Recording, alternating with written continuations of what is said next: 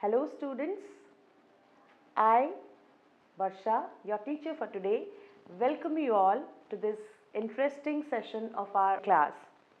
Today we are going to start a new chapter which is Weathering the Storm in Ersama. I do hope that you will enjoy learning it and will take the important message of this chapter also with you to execute in your daily lives. So, let's start this chapter. Okay? Weathering the Storm in Ersama. Before I start, I would like to introduce you to this chapter which tells us to stay positive and keep your calm in difficult and terrible situations. This story takes us through a beautiful ride of so many adventurous struggles of the boy Prashant. He was completely devastated and broken, but he didn't lose his calm and emerged as a leader to help the people, those who were in need. He was a very young boy. He could not have gathered his courage, then it would have been very difficult for all of them to bear whatever happened. So, the chapter wants us to tell that there are certain situations in our life which cannot be controlled or which are not in our hands, like natural disasters, mishaps, accidents. But we should not give up in that situation. If you are completely broken and if you quit, then you are a loser and you cannot tackle the complexities of life. So this chapter is a very motivating chapter for all of us, because the wrath and fury of the nature's devastation which was experienced in the year 1999 in the super cyclone of Orissa left everybody shocked. But the courage of the people all throughout the state brought them together and helped them to create a new life, and they were back into action. So, the lesson is we should not give up at any cost, and we should always be together and support the people around us, which will really help us to overcome any difficult situation in our life. So let us see what happens in the story and how Prashant, the protagonist of this story, with his courage and bravery, manages to tackle the most difficult situation of life. So here is the inspiring story, Weathering the Storm in Ersama. Before the chapter starts, the writer has put up a very curious story for you. He wants you to know that what exactly happened in the story. So the cyclone that hit Orissa in October 1999 killed thousands of people and devastated hundreds of villages. For 2 dreadful nights, Prashant, a young man, was marooned on the roof of a house. On the 3rd day, he decided to go to his village. Did he find his family? We all are eager to know that. So let us come to the story. The story starts this way. On 27th October 1999, 7 years after his mother's death, Prashant had gone to the block headquarters of Ersama, a small town in coastal Orissa, some 18 kilometers from his village, to spend the day with a friend. In the evening, a dark and menacing storm quickly gathered. Winds beat against the houses with a speed and fury that Prashant had never witnessed before. Heavy and incessant rain filled the darkness. Ancient trees were uprooted and crashed to the earth. So, this is the story of Prashant. At the time when there was this devastating super cyclone in the month of October, and on 27th October actually Prashant, this young boy, he had been to Ersama, which is a small town in coastal Odisha in the district of Jagat Singhpur, and exactly 18 kilometers from his village. Now Prashant was visiting his village after 7 long years of his mother's death. His mother had died before 7 years, and after that he could not gather that much courage to visit back to his family, to his village, because he felt so much sad. So anyhow, the time had come to visit his village and he went to meet his friend. But suddenly there was a change in the weather. By the evening, there was a very strong storm. Menacing means something which is very dreadful and dangerous, so which was going to destroy everything completely. So menacing means which brings destruction, which is very dreadful and harmful. So this storm which had come, that was very, very dangerous, and the wind, the intensity of the wind, the speed of the wind was very high. It seemed that the wind was very, very angry, and this was all so sudden. Prashant had never experienced this kind of situation before. There was continuous rain. Incessant means continuous, never ending. So there was very heavy and continuous rainfall, and it was completely dark. Nothing could be seen. The trees which were very, very old, which were from so many years in the same place, were no more there. They were all uprooted. You can imagine the intensity of the storm. Now let us move ahead. Screams rent the air as people and houses were swiftly washed away. The angry water swirled into his friend's house neck deep. The building was of brick and mortar and was strong enough to survive the devastation of the wind's velocity of 350 km per hour. But the cold terror of the family grew with the crashing of trees that had got uprooted and fallen on their house sometime in the middle of the night, damaging its roof and walls. Now screams rent the air. That means there was such a loud noise of the people everywhere. There could be heard the screams, the shoutings of the people, which completely changed the atmosphere. There were everywhere screams, loud noises of people shouting for help, and the houses were all washed away. The angry waters, it all swirled. Swirl means when the water moves in a whirling position, so that is called swirling. So it is a circular movement of the water. So it seemed the water was very, very angry, and it entered into the house of his friend with its whirling motion, and the building, which was very, very strong, it seemed it could stop the wrath of the wind, but it was unable to do that because the wind was blowing at the velocity of 350 km per hour. It was such a devastating storm, and the cold terror of the family grew. The family members were so horrified, were so frightened when one after the other the trees started falling down. They got uprooted and the trees fell on their house. No doubt their house was very strong, but the way the trees were falling one after another on their house in the middle of the night, it damaged the roofs and walls of so many houses along with the friend's house also. Okay? Now let us know what happened next.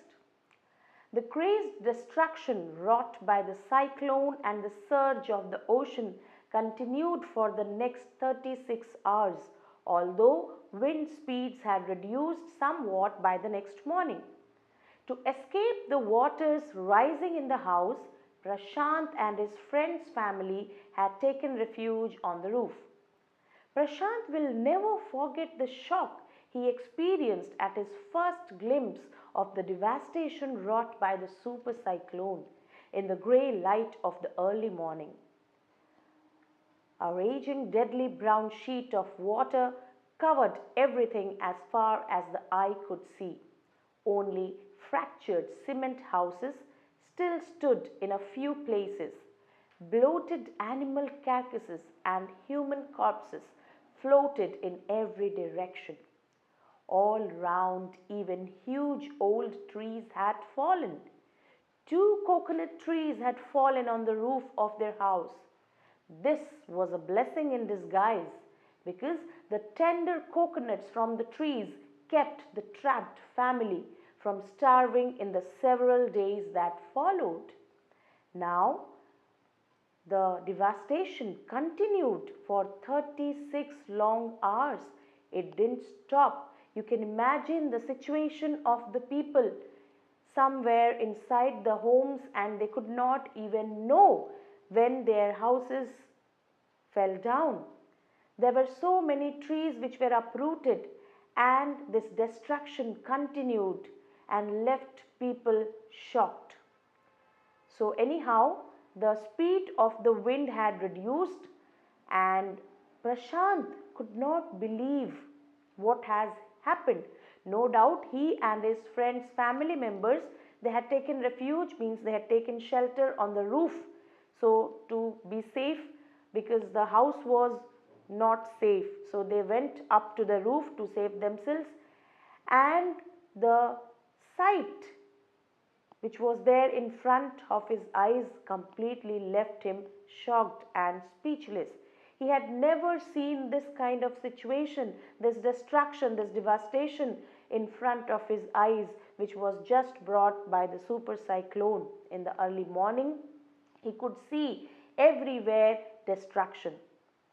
So the water seemed to have a layer of brown sheet covering, and there were only broken houses here and there.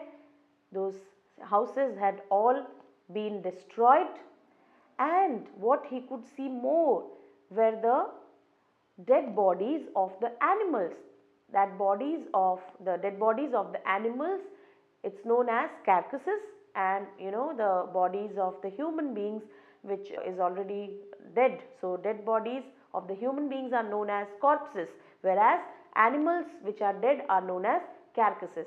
And because it was in water, it had absorbed lots of water in their body, so it has swollen up, so it had become bloated.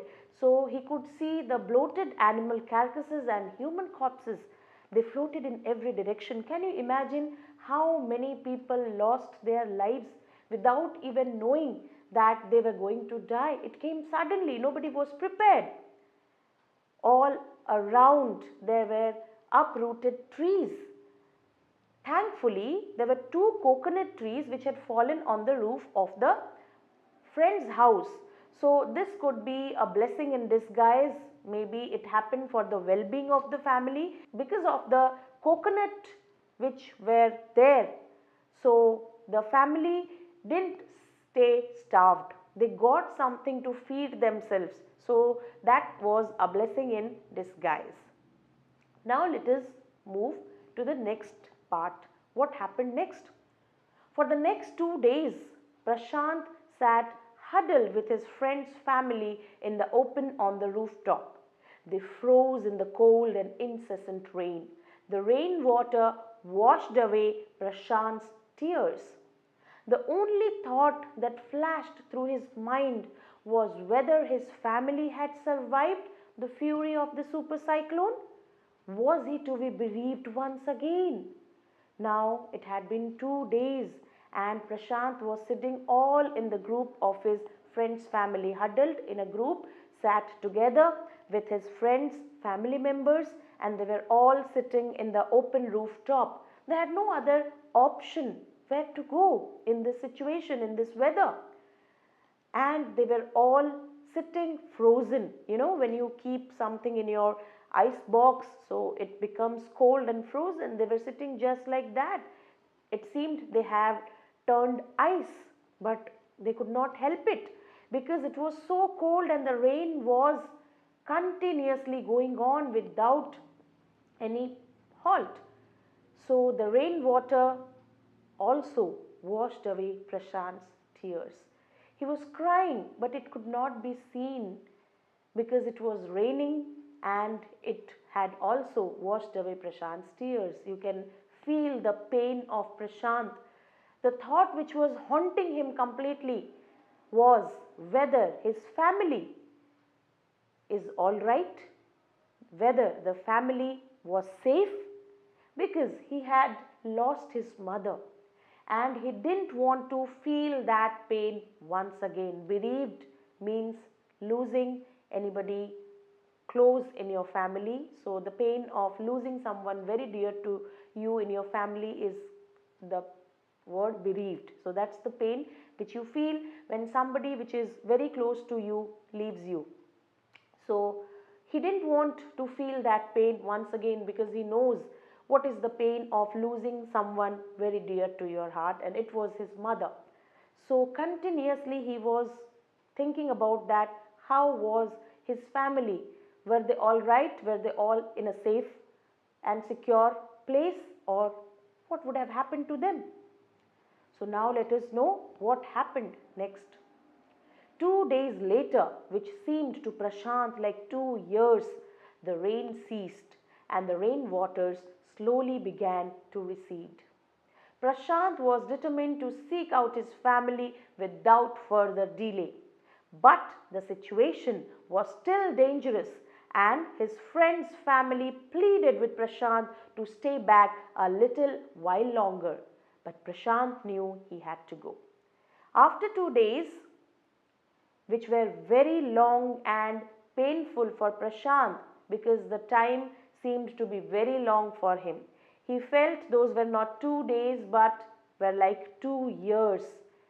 Anyhow, the rain was controlled, it stopped, and the waters which had already been collected due to the rain, the intensity was decreasing. So the water slowly began to recede, it was going down, the level was coming down, and Prashant was determined that he was going to find out his family. Prashant was determined that he was going to find out his family without further delay. He was going to find out the whereabouts his family, whether they all were safe or not.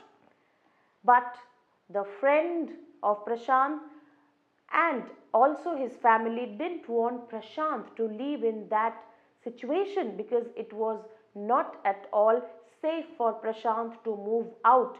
They pleaded, they requested him to please wait for a little more time, but Prashant had no patience because he had already decided that he had to go and find out about his family's condition. So Prashant left. Let us see what happened to Prashant. Was he able to find out his family's whereabouts? We will come to know very soon. He equipped himself with a long sturdy stick and then started on his 18-kilometer expedition back to his village through the swollen flood waters. It was a journey he would never forget. He constantly had to use his stick to locate the road to determine where the water was most shallow. So Prashant was all ready and he equipped himself with a long strong stick. He had to go 18 kilometers away to his village, so he got a stick with him which would help him to go through the flood waters because the roads were all filled up with water. And that was a journey he would never forget. He constantly had to use his stick because the road was not visible at all. So he had to determine his point, the location where he was moving just with the help of that stick because the water was very shallow. It covered him till his half of the body, so it was very difficult to move in that condition, but he managed to walk in this situation also. At places it was waist deep and progress was slow. At several points he lost the road and had to swim.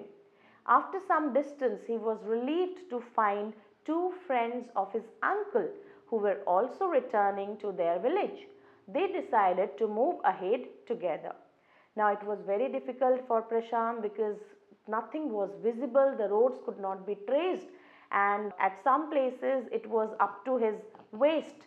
So you could understand how he would be trying to walk in that situation, and sometimes he could not trace the road also, so he had to swim all throughout. And after some time he was very much relaxed and relieved when he was able to trace two friends who were the friends of his uncle. So he got his uncle's friends, and they were also returning to their village. So in some way it brought some kind of relief for Prashant, because when you see someone whom you know, who is known to you, your fear becomes less, because you feel that there is a company, there is someone with you to support you, to help you. So Prashant's feeling was also like that, and they all decided to move ahead together. So the story is getting very interesting. Now let us see what happened next. As they waded through the waters, the scenes they witnessed grew more and more macabre. They had to push away many human bodies, men, women, children, and carcasses of dogs, goats, and cattle that the current swept against them as they moved ahead. You will not believe, while they were moving, they saw so many things which could not be tolerated. So the scene was becoming very, very devastating, and it grew more and more macabre. Macabre means very, very dangerous for them. It was very, very devastating for them. They could not tolerate the scenes which they saw when they were moving to their village. They had to push away, literally they had to push away the human bodies. There were men, women, children, and they were all dead. And there were the carcasses, the dead bodies of the animals were also there. There were the carcasses of dogs, goats, and cattle. And they were all dead because the current of the water, it had all swept them as they moved ahead. And in every village that they passed, they could barely see a house standing. Prashant now wept out loud and long. He was sure that his family could not have survived this catastrophe. So now Prashant could not believe that whether his family members were alive. So it struck to him that maybe this cyclone had taken away everything from him, because the way he saw the destruction and devastation on his way, there were all around the human corpses, the carcasses, and not a single house was there. So after this, how could one believe that his family would be all safe? It was not possible. So he could not believe that his family could have survived this catastrophe. Catastrophe is an event which brings destruction with it, something very dangerous. So that's a catastrophe. Eventually, Prashant reached his village Kalikuda. I know that you all have understood the chapter very well, and now we will see what have you understood. We have questions for you. Let us see. The question for you is here. What havoc has the super cyclone wreaked in the life of the people of Odisha? Yes, you are absolutely correct. So here is the answer for you. It was a devastating storm which washed the houses away and destroyed hundreds of villages. It killed thousands of people and uprooted a large number of trees. There were dead bodies all around. People became homeless, and many children who had lost their parents became orphans.